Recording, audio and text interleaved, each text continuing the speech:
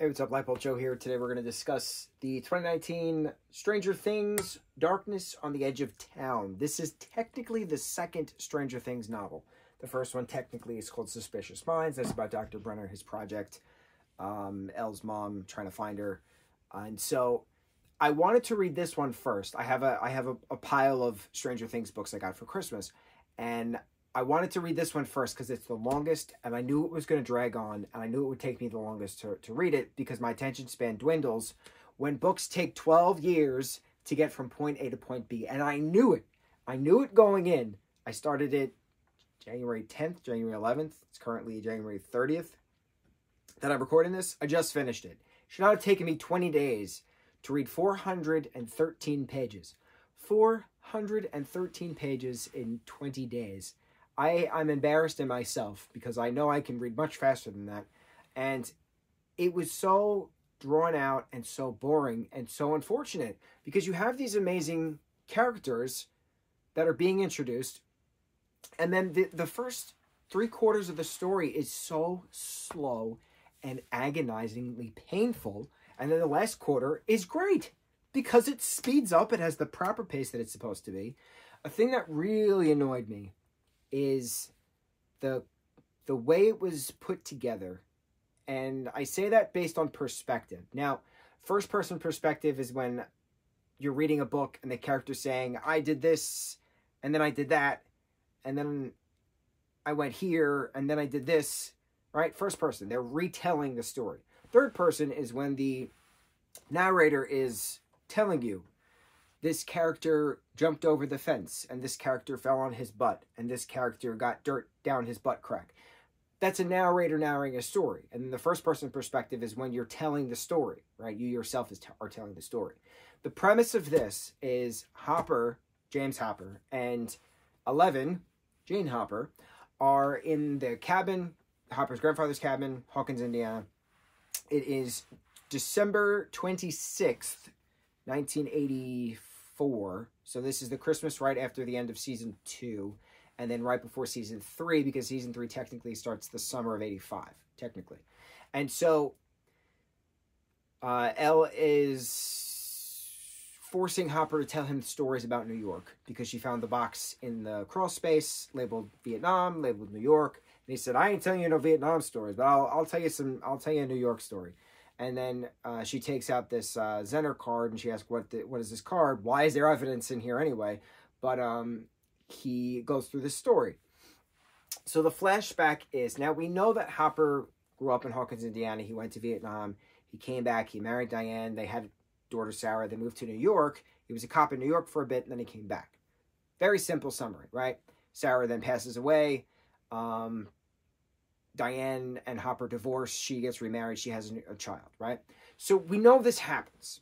So this story is pretty much just the May to December bit of 1977 in New York. Jim and Diane and Sarah live in this brownstone in Brooklyn. He's a cop within the NYPD at a 64th precinct in Brooklyn. His partner, Delgado, she's from Queens. New partner, Delgado, and then they're assigned this case to investigate these murders, which happen to be tied to this federal criminal investigation.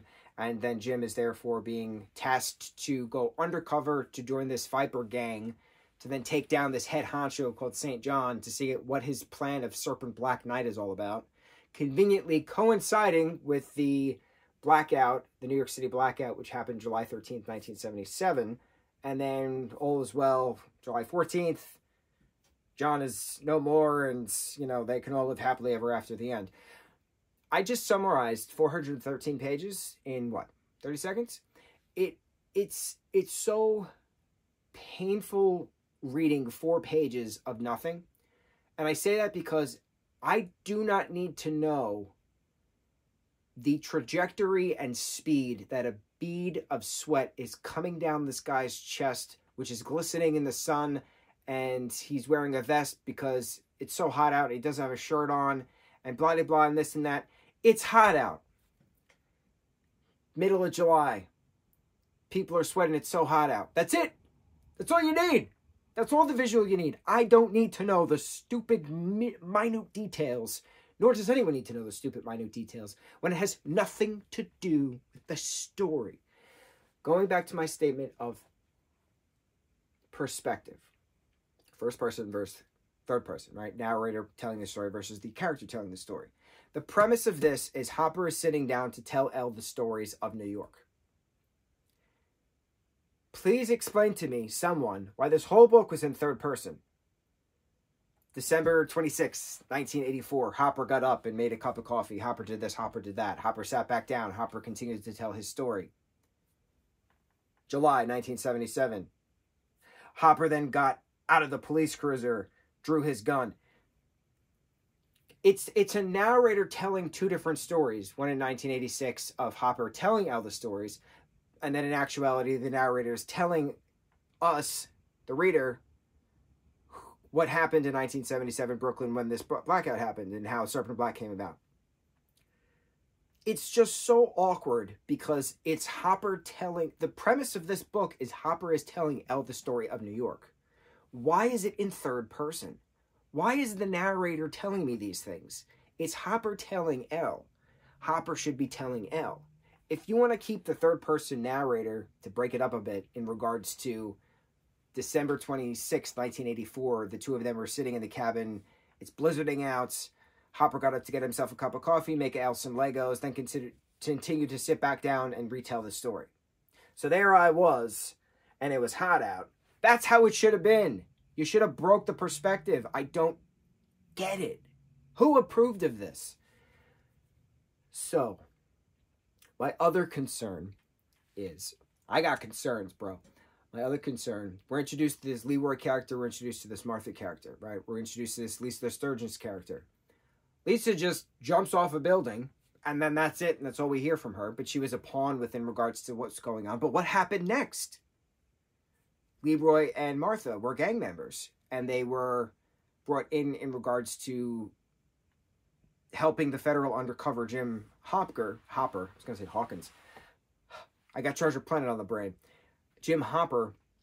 And then they were supposed to then go to D.C. to have a long debriefing with Special Agent Gallup, who helped run that undercover sting, if you will.